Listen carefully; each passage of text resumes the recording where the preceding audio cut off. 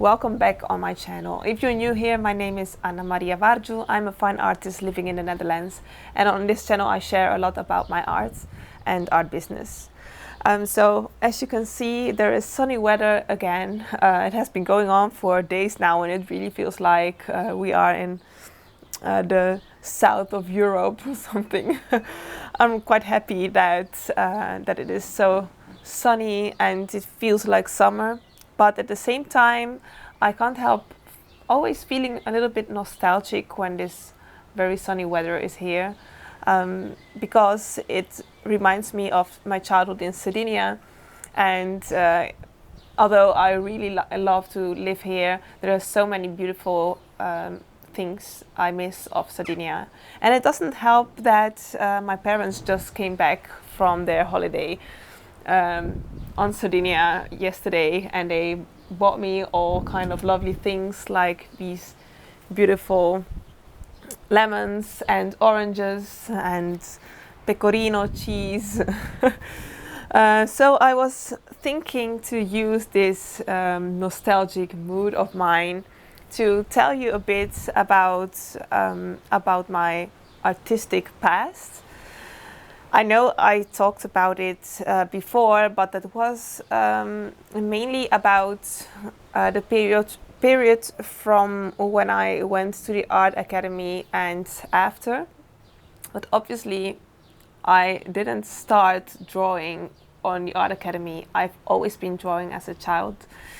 And yeah, I thought it would be a funny idea to show you some very old drawings of mine. And also tell you a bit about my main sources of inspiration and why they were so important to me back then. So let's start with the drawings. So I don't know exactly what age I was when I drew all these, but they are from the time I was in Sardinia. So I must have been between 7 and 9 years old. This is obviously a bit more refined one, I would say, in comparison to this. So this would be probably I was like 9 or 10 years old, but I'm not sure. You can already see that I really was into details back then, and I talked to you about the fact that before learning to paint in this more impressionistic way I'm doing now, I was really a detail fan.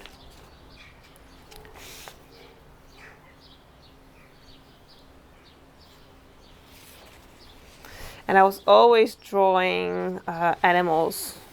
So nature, animals were already one of my main source of, no, not one, it was my main source of inspiration. Here you can see a drawing that I was very proud of back then. I think I was 8 years old when I did this one, and I brought it to school to show it to my teachers because I was very much satisfied. And then, as you can see, it is folded. Someone stole it, and I was devastated. I had been crying a lot, and nobody said they taken it. And the day after, I found it in my bag, folded. So someone had taken it, and then they folded it and they put it back in the bag. But it is still a mystery to this day. Who did it? Birds. I was always drawing these kind of things, so a bit imaginative. One of my first still lifes.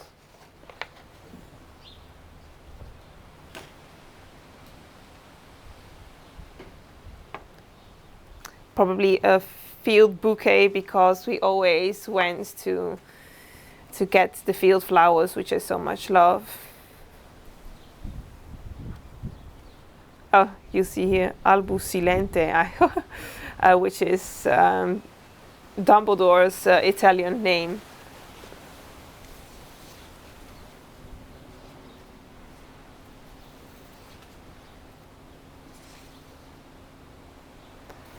So this is a portrait of my mother I did when I was, I think, also 9 or 10 years old.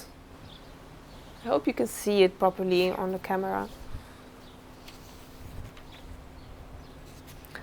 Obviously, there is a lot in here, so I won't show you everything, but I thought it was funny to take you with me on this nostalgic trip to my childhood. Oh, and did I say that I was a horse fan? So I'm showing you only a few horses now, but there are probably hundreds of drawings of horses. I don't know what is left here. Another very minimalistic still life. That's probably an older one. So you see horses. Let's see what's here. A mouse, cat, monsters. I was very much into fairy tale like books. Like Harry Potter was also the first movie came out when I was 8 years old, so I have really been growing up with Harry Potter and the fantastic world. Just so much appealed to me so much, and I've been waiting in vain for an owl to come to my place with a letter to bring me to Hogwarts, but no, it didn't come. So yeah, I thought I'd just show you a few. I was always drawing when I was a little child. Me and my family, we went on walks in the mountains and to the sea. Went to pluck wild asparagus and other wild things. So that really inspired me to draw, and it also was a fuel for my imagination, and it still is a lot. So if there's one thing I would wish for my children too, it would be that they would grow up in a place with a lot of wild nature. But unfortunately, we don't have that here, so we just must take them on vacation. But the Netherlands offers a lot of other great things. So that is my period from the primary school. And after doing all these things, we moved to dragonfly.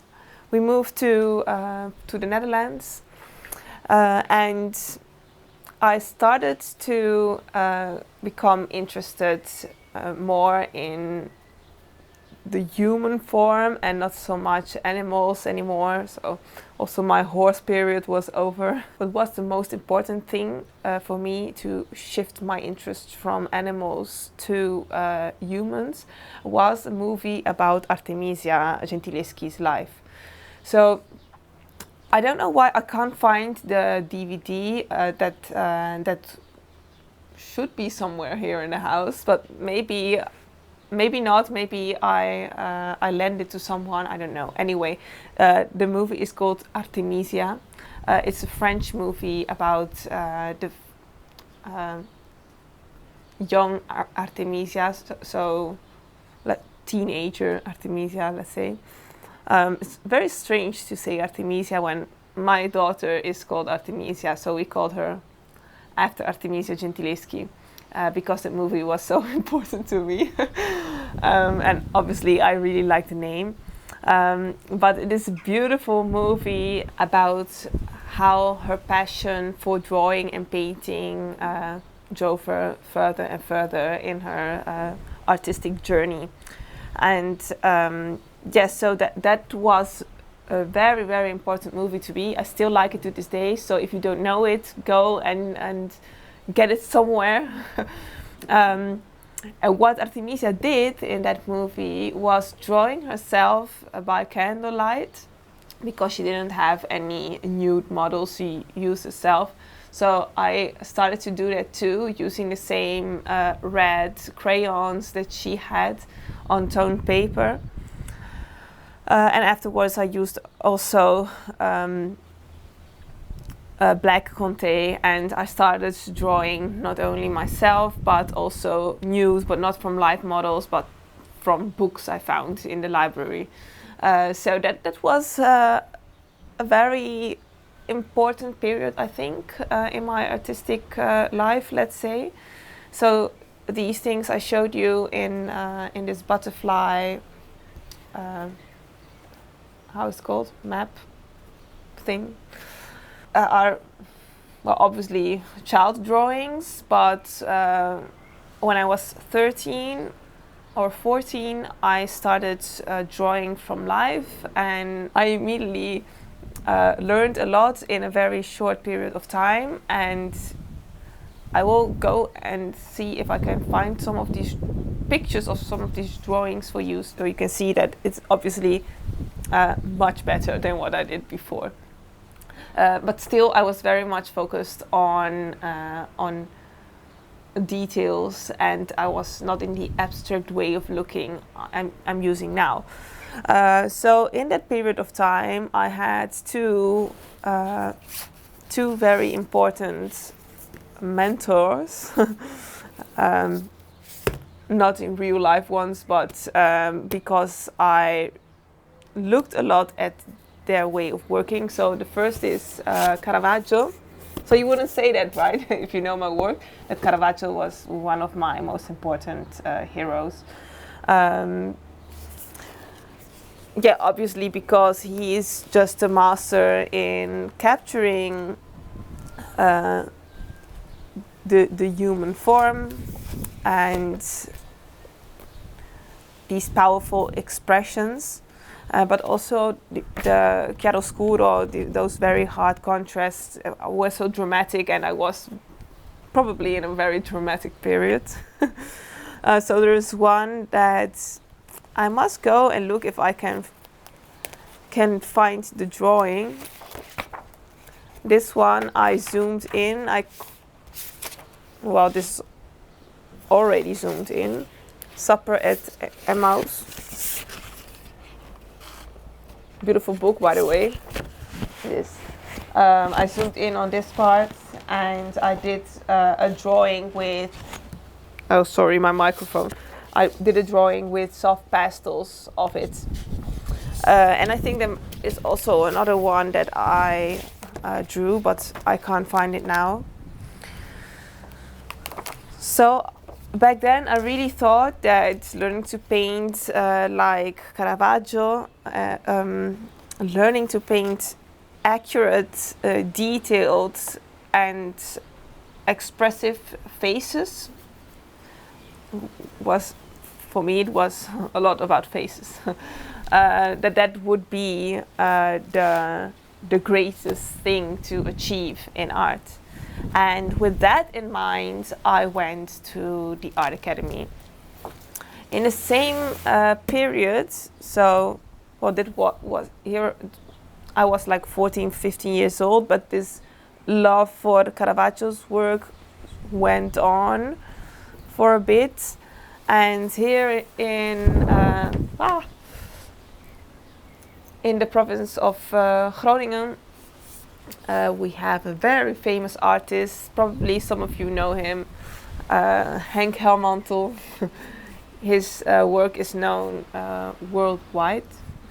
And when I can't remember it exactly, but I think I was like 16 or 17 years old, that we went to his museum, which is attached to his house, and I was just blown away by the way he could paint still lifes in such a detailed way, but also with such a beautiful still atmosphere and use of color. I really, really, really loved it. Especially this one. Let me look it up for you. Especially with fruit. Obviously, you know that that's one thing that still remains. I love fruit. This one. Can you see it? No, I can't zoom in, obviously. Okay, so fruits, and there was also one with grapes. I don't know if it is in this book, but I can clearly remember myself, my teenager self, standing in front of a painting with of Helmont with grapes, with my nose almost touching the panel, and thinking, oh, I wish I could do this. And that's not my wish anymore, but I still think that a lot of his work is beautiful in atmosphere. And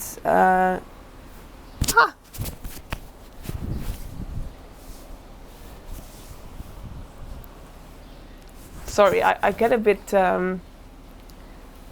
panicky when buzzing things come at me, because I've been stung too many times in my life. So when my Caravaggio period was over, I started to appreciate somewhat looser way of working. It's still very detailed, but okay. So it all started with a beautiful show in the Groningen Museum, which is in Groningen, obviously. And I don't know why we never have so many beautiful shows anymore there. It's just so annoying that you have to drive for hours to get to see some nice art. Anyway, the hero, Mr. Waterhouse. Look what a beautiful book. It's very big and full of exquisite reproductions of his work. So Waterhouse, it was just beautiful. I went there with my mother. I always went with my mother everywhere.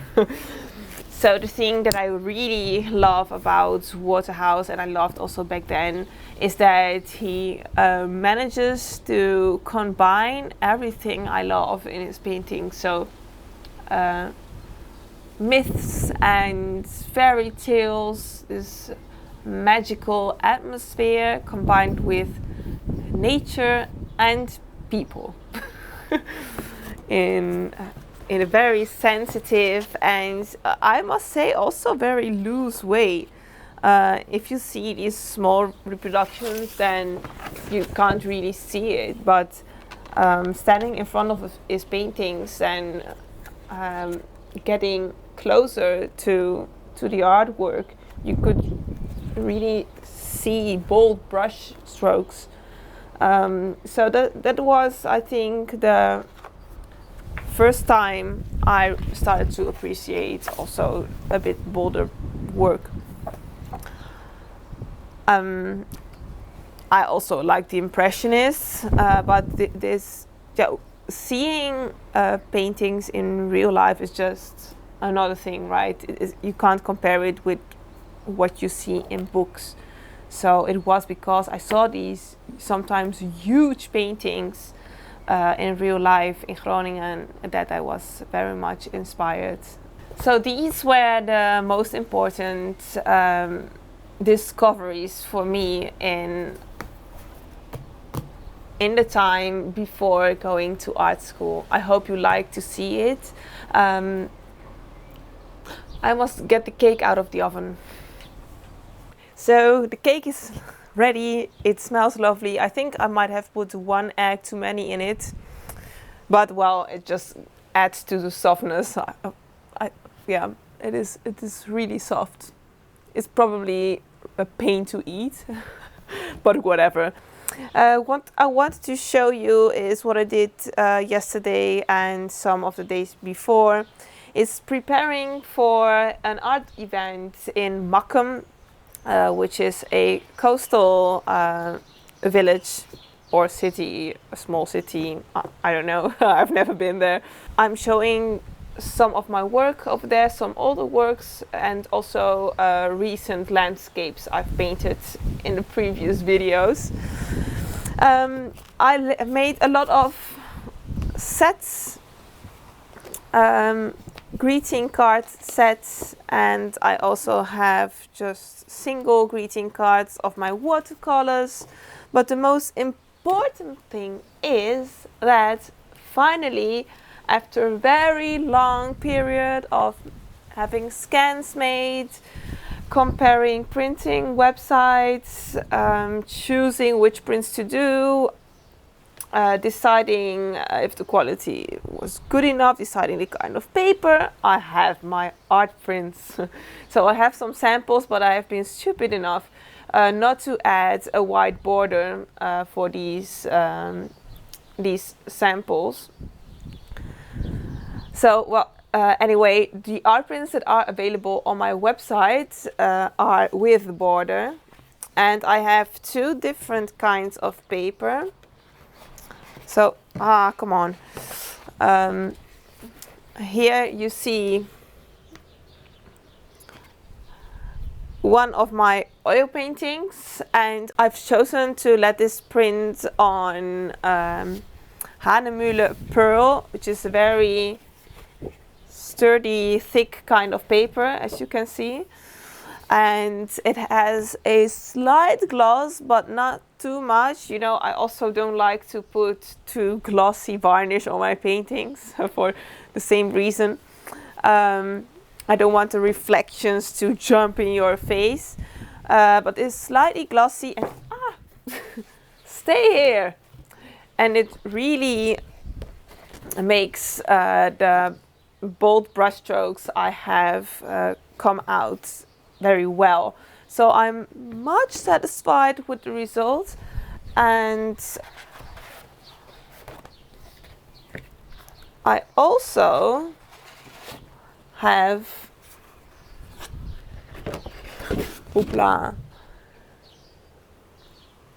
the watercolors printed on Hanemühle paper. And you know, I said in one of my previous videos that I'm really a Hanemühle kind of girl.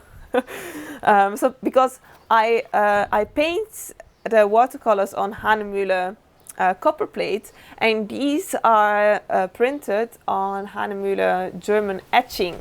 It's quite similar. The paper really has the same feel, and looking at this one, it almost is like the original. I'm really satisfied, especially with these watercolor ones, because you know, the oil paintings, obviously you see the brush strokes, but you don't have the thick paint in a print. So that is what makes it really different from the actual painting. But these watercolors are really nice. I'm very, very pleased. I let this print by the Print Space, which is a company based in the UK, but they also have they are also in Germany. So I'm using drop shipping. So if you go to my website, to the web shop, then you can order on my website, and they will print it and ship it to you. I only have one size available right now. If you're interested in a smaller size of a bigger, you can always just get in touch, and I will see what I can do. I have a few paintings available right now because I always have to, well, it is a long process to fine-tune all the colors and values in a file to make it just the way I want it to print. So I will just add some more once in a while. I'm quite busy now with the preparations for all the exhibitions that are to come. So here are a few of the test prints I made. I must be careful because it's very windy. Don't fly away.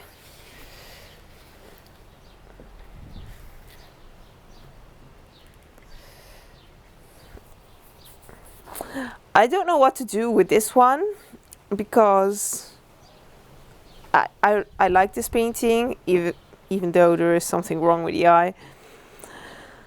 But it seems like a mission impossible to get the photograph just like the painting. You know, this is actually a scan. But when I look at the real painting, then it's such more, I don't know, the colors are slightly different, the values are slightly different, you don't get this much reflection as you see right here. Still, it is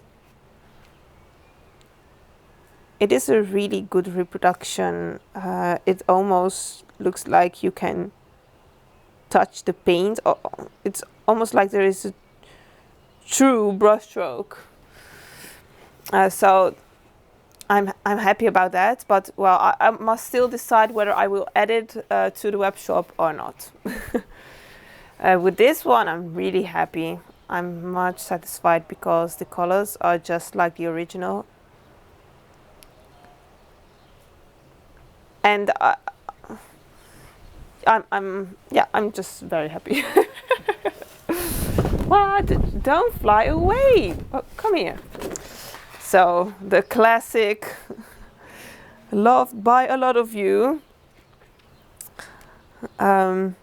This was the first watercolor I did in a very long time, and it was the first time I did something completely by imagination. It was for the nursery when I was pregnant with my son. And it was the start of a period of a lot of working from imagination and with watercolors. So I don't know if you probably can't see it properly, but it's almost like it's actually painted. And this one I won't add. There is too much reflection in the photograph here, and I thought it wouldn't be so prominent in the prints, but it is. And the actual painting is really nice. It is one of my first paintings I was really proud of, and I'm not selling it ever. But I thought, well, I can sell an art print. But it just doesn't have the character of the actual painting, so I won't do it. I can sell this sample if you want it, but I won't have any more printed. So that is all for today. I know it is a bit of an unusual video, and I hope that next time I will have something more educative for you. I would love to add some videos that are a bit more about technique as well, so about mixing colors, for example, or about learning to watch in an abstract way. But that I will promise that I will get back at you with those things. So I will use the rest of the day to edit this video. And Friday I will have to go and take all my paintings with me and my cards and my art prints to install everything for the art event at MAKKUM. The paintings are drying, well, not the paint, but the varnish is drying. I still have to add the signature, and then I'm ready to go. So thank you a lot for watching again, and I will see you next time. Don't forget to subscribe. Enjoy the sunny weather if you have some. Bye.